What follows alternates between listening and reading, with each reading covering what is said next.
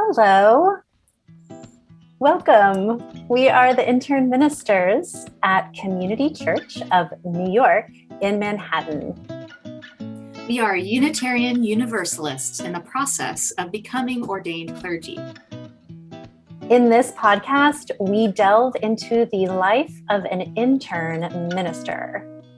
We explore the ways our lives and internships intersect and how this is ministerial formation. I'm Meagan Henry. I'm Carrie McAvoy. And we're Rev'ing Up.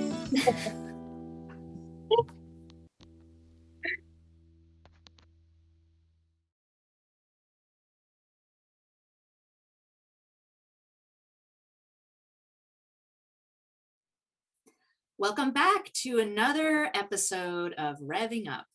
We're so glad you're here watching, listening, and being part of this important conversation about what Unitarian Universalist intern ministry and religious leadership is all about from the front row seat. So it's good to see you, Meagan. And I think today we wanted to talk about self-care for people growing in their religious leadership, as well as how to make ministry sustainable for the minister.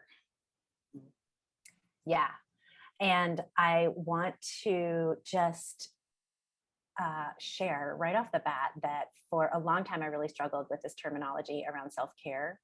And I think that part of that had to do with the just like as we do in a capitalist society, the commodification of self-care. It's like, oh, here's this scented candle and this and that. Like we've been sold. Once self-care became a thing that people were paying attention to, the industries began to like market things to us, to sell us items that we like, convincing us that we would need these things in order to properly do self-care.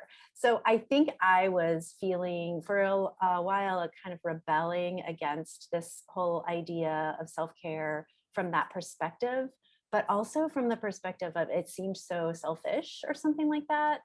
And one of the things that helped for me to click over in my mind, and then partially this is because I'm a religious person, but when I started to think of it as spiritual practice. And so I did, I do have spiritual practices, and I recognize that those are also self-care. Right. And so now I'm not like, it was like this weird kind of transition period into being like, okay, and now I'm okay with saying self-care again. But I think that is just, I just wanted to kind of like put that out there and admit that that I had some issues with that and some growth around growing into self-care and self-care as spiritual practice, or for those who, aren't thinking of it as a spiritual practice, that's okay too. And also recognizing that there are a lot of ways to do self-care that don't involve having to buy things to have the perfect setup for self-care. The perfect meditation pillow, or the right yoga mat. I mean, it's helpful to have a good yoga mat, but like also you can just do yoga like on your floor or in the grass or in the sand on the beach, so there's a lot of ways in which we're sold these items. And so I just wanted to like let us release from those pressures to do it right by having the right items. Thank you for lifting that up. That is so important. For me, things like looking at the sky every day can be self-care. Or, when I meditate, my cat will suddenly decide that it's time for me to pet her. So it's not, I really try to embrace whatever those moments are. And there is a spiritual component, there's an emotional component, there's a physical component to all of these things. And for me, I think about it as, how do I keep myself, my spiritual well, my emotional well full, so that I can minister to others?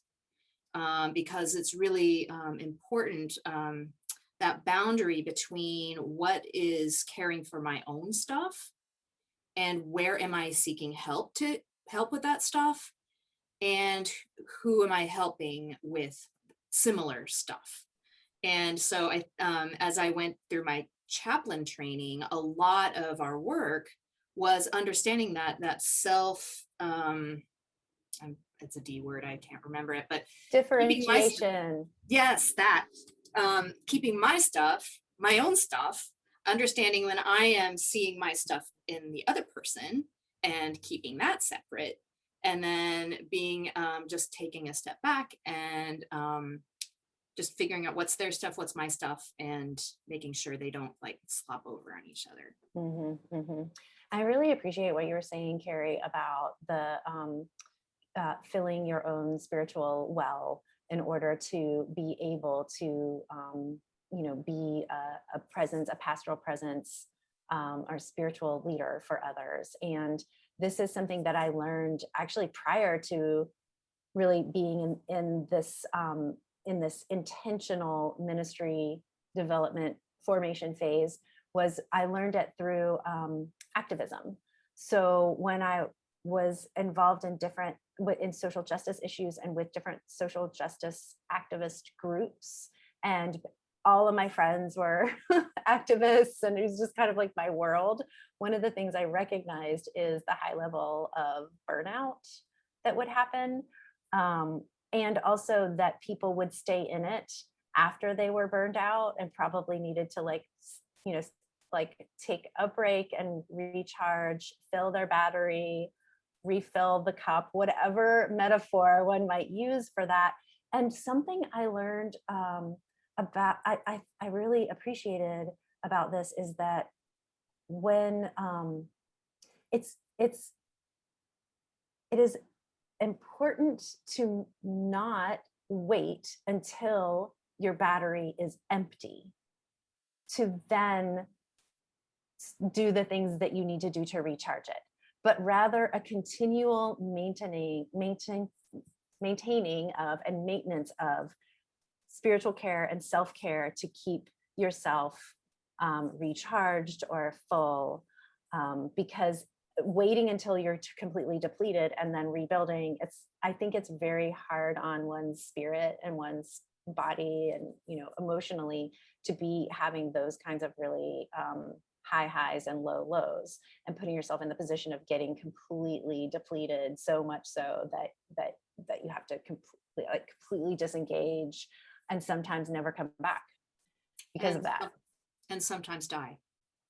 I mean, we are talking serious health issues if this goes neglected. One cannot put others first at the expense of one's health. That's there have been people who have unfortunately died from that. So it's a big deal. Yeah. And it's not, for me, it hasn't been, oh, I just have to do this for my self-care, my spiritual practice or whatever.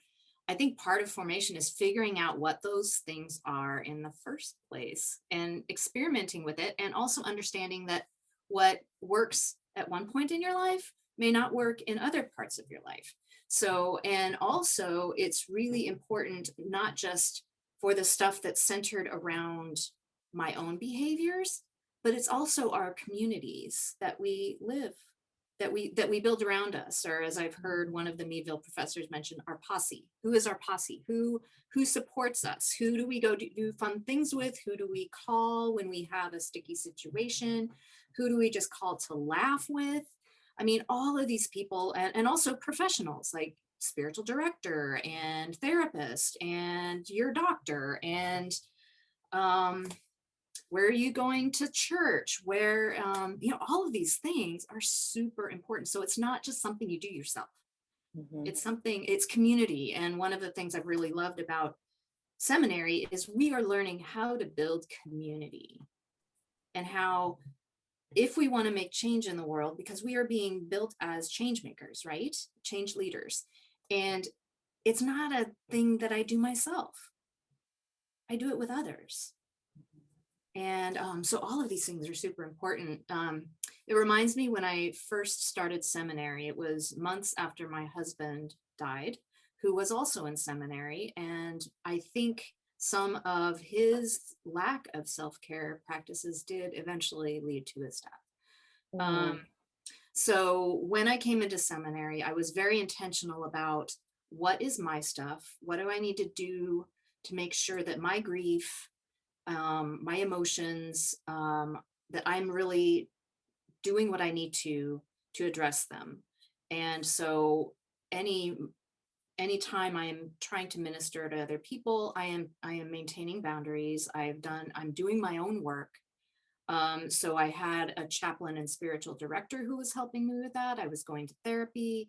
And my sister, I talked to her a lot. And so I built this support structure so that I wouldn't be bleeding all over the people that I ministered to, and also my fellow seminarians, because as budding seminarians, we love to minister to each other, and that's not always appropriate.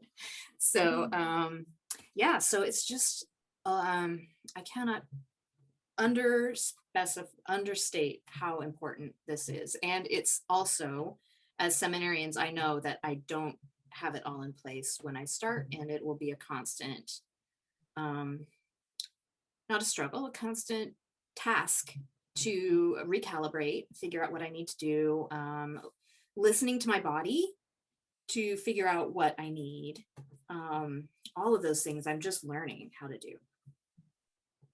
Isn't that interesting that, and I love that we are still learning, and that that's part of who we are as Unitarian Universalists, is this like really explicit recognition that humans continue to learn and grow and change over the course of our entire lifetimes, which is why we have lifespan religious education.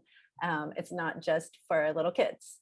It's like we have it for all of us, because we are all learning and growing and changing and transforming, and that, you know, revelation is not sealed, and, you know, things we will discover and change and grow. This piece around self-care, I think, is such an important, like what you brought up about our health, and it's, you know, it's emotional health, it's mental health, it's physical health, and communal health. And I had an image come to mind when you were talking, Carrie, about like the community and how we're all in this together, and it's not just me who does this thing, you know, like valuing the we over the I just was reading Braiding Sweetgrass by Robin Wall Kimmerer, which is something that I hadn't read before, but I haven't had time. Everybody keeps talking about how great it is. And so I have this little break between the end of the semester and before CPE starts. So I was like, I'm going to start trying to read this book. And very early on, she talks about something that I think that maybe Adrienne Marie Brown also brings up, who we have mentioned before, which is this idea of trees. I mean, she's specifically talking about trees, but I think it happens with other living organisms too, in nature, but that they communicate with one another and that they support one another. And she talked about this Robin Hood effect of like when a tree, it has an overabundance of resources that like it gives some of those resources through its roots to other trees. And I just think that's amazing. And thinking about the way that like, how might we apply that in our communities? And so, so what would that look like around self-care? I'm not sure, but I'm curious. Well, I think a good romantic relationship is like that. There's the model that each person gives exactly the same amount, which isn't realistic, because sometimes one person is going through a challenge and needs support from the other one, and vice versa. I mean, even with my roommate, you know, sometimes they have a lot going on and I make them dinner or something, and sometimes they'll listen to me kvetch about something. And so a friendship, a relationship is not a quid pro quo kind of thing. It's we hold each other up when we need it.